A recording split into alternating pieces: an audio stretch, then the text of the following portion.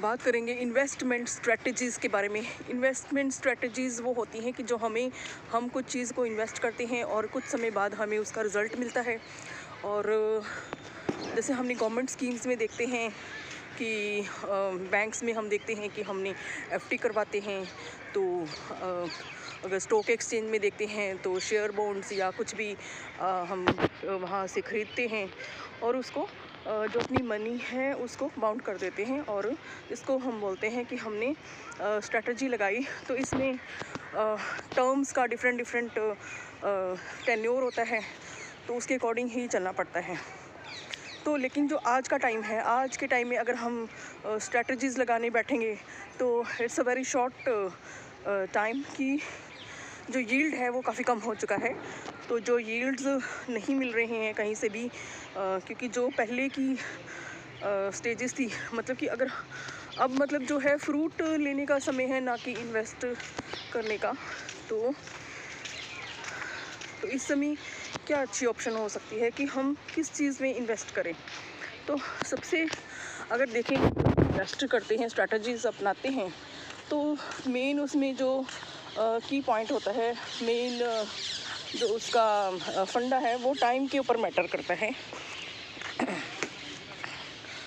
तो टाइम को हम कई तरह से और तरह की भी जो क्वालिटीज़ हैं, not only for the money purposes, we can invest many other things. We can properly invest our time in so many other things, in so many other people, so many other individuals, because हमने जो है कि हम अपने time को means कि हम बिल्कुल चुपचाप से ही बिता लिया है ना, और nobody knows us in this world।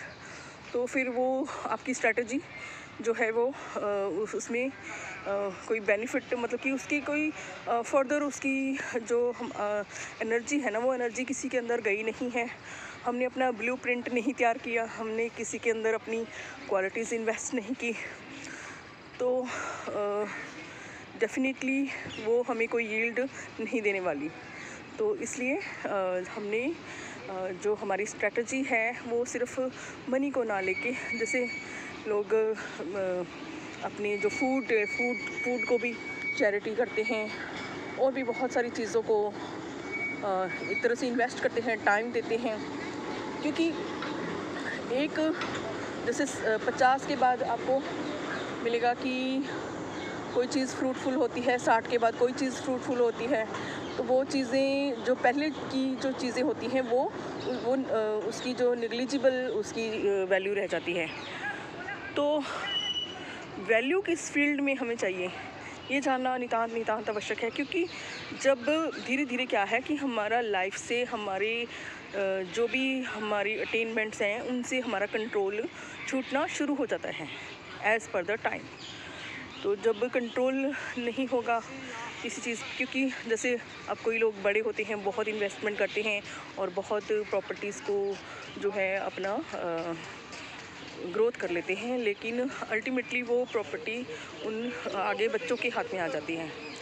तो जब फिर बच्चों के हाथ में आ गई तो फिर कंट्रोल गया, तो उस पर कोई जो हमारा पहले माइंड काम करा था, और साथ में साथ जो टाइम है, टाइम के टेन्योर के अकॉर्डिंग जो स्कीम्स हैं या जो भी फंडाज है या जहाँ से भी जो भी स्ट्रेटजी से हम अर्न कर रहे थे या जो भी हमें गेंस हो रहे थे, तो कई बार वो होता है कि वो चीज़ें नहीं रहती हैं, समय के साथ बीत जाती हैं, बदल जाती हैं।